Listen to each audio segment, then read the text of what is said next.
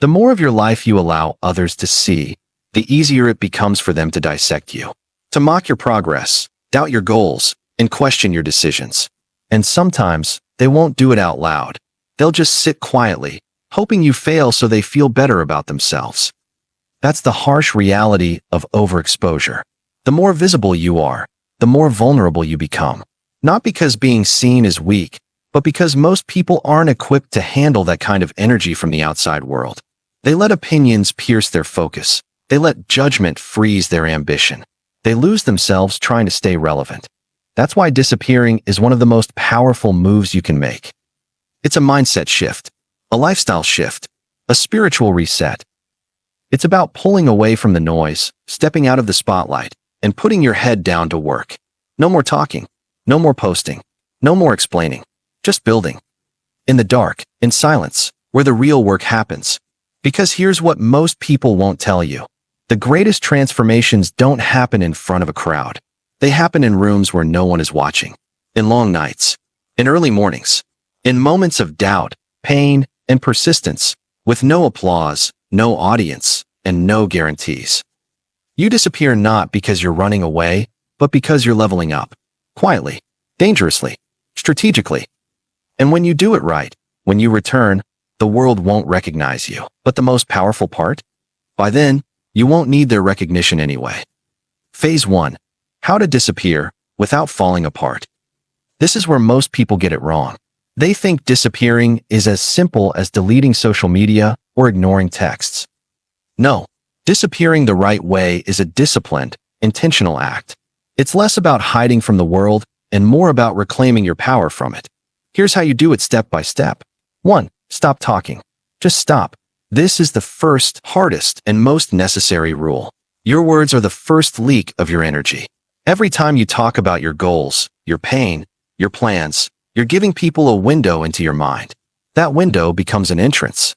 And once people are in, they shape your thinking, subtly, slowly, but surely. Stop giving them that power. You don't need to announce your intentions to make them real. In fact, the more you talk about what you're going to do, the less likely you are to do it. That dopamine hit you get from telling people your goals, it replaces the actual drive to achieve them. It satisfies the craving before you've earned the result. So close your mouth. Let your silence scream. Make your presence felt by your absence. Become the person people wonder about. The one they haven't seen in a while. The one who's clearly doing something, but no one knows what. Let them wonder. 2. Stop performing for the crowd.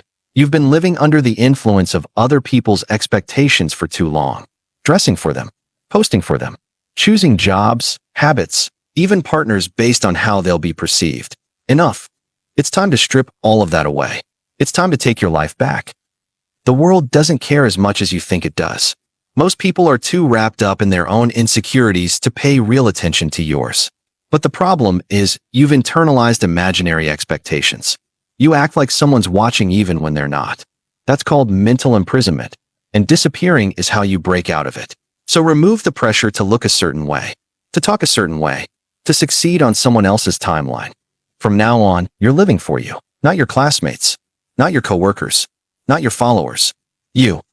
3. Guard your ideas like gold. Ideas are energy, and every time you speak them into the world, you either protect that energy or dilute it. You ever notice how people tend to give their boldest ideas to the wrong audience? You mention a business plan to someone who's never taken a risk in their life, and they give you a lecture on why it won't work. You talk about fitness goals to someone who gave up on theirs 10 years ago, and they suddenly have advice. What happens next? Doubt creeps in. Momentum fades. Your once burning vision flickers into hesitation. So here's your new rule.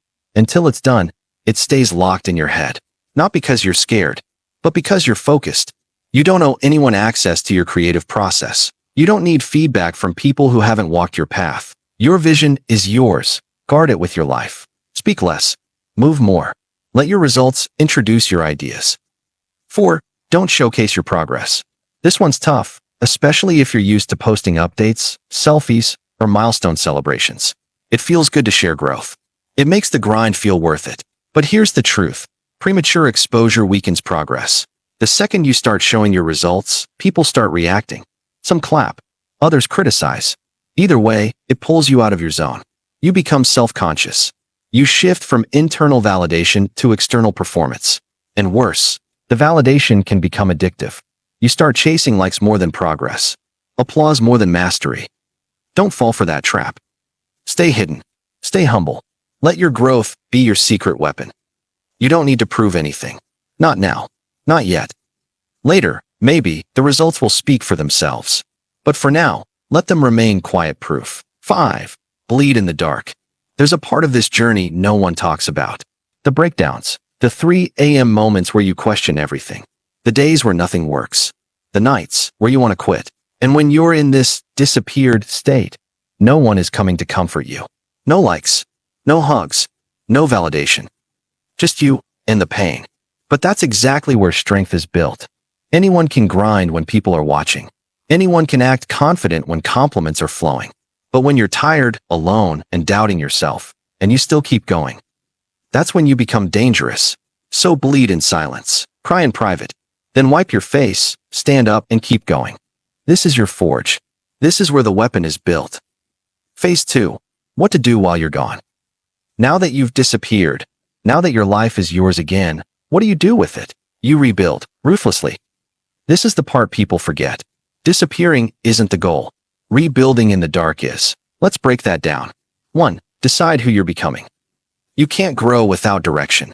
Ask yourself, who do I want to be when I come out the other side of this? Write it down. Describe them in detail. Physically, mentally, financially, spiritually, socially. What do they know? What do they believe? How do they walk, talk, eat, sleep, think? Don't just wish for a better version of you. Define it. Clarity sharpens transformation. Vagueness kills it. Once you've defined your future self, everything you do from here must be measured against that standard. Every action, every choice, every day. 2. Turn obsession into a lifestyle. This next part requires tunnel vision. You're not dabbling anymore. You're not trying. You're not hoping to get better. You're going all in. You study every day. You train every day. You execute every day. If your goal is fitness, then your meals, sleep, and workouts become sacred. If it's business, then your books, strategy, and sales tactics become non-negotiable. If it's discipline, then your routine becomes your religion. There's no halfway. Because when you're gone, really gone, time stops for everyone else. But for you, every hour counts. Every day builds the beast. Make this time your edge. Let others waste time while you sharpen your blade. 3. Rewire your entire mindset. Eventually, you'll hit a point where the silence no longer feels empty. It feels peaceful. You won't crave noise. You won't need applause. You'll fall in love with the grind, the quiet, the solitude. And that's when you know the transformation is happening. You're no longer the person who disappeared. You're the person who's being reborn. And trust me, once you taste that feeling, you'll never want to go back. Phase 3. Do you even return? Now comes the most surprising part of the journey. When you've built yourself in the dark, when you've created something real, you'll reach a strange moment of reflection. Do I even want to come back? The answer might be no. Because once you've shed the need for validation, for attention, for approval, you realize something powerful. You're free. You don't need the spotlight anymore. You don't need the crowd. You're not hiding. You've just found a better way to live. But if you do choose to return, you'll return as a completely different force. Not to impress, but to lead. Not to flex, but to build. Not to show off, but to show others what's possible. That's real power. Not disappearing as an escape, but disappearing as a strategy. So disappear. Disappear so you can rebuild. So you can suffer, grow, and master your craft without noise. Let the silence shape you. Let the world forget you. And when, or if, you return, make sure you're unrecognizable.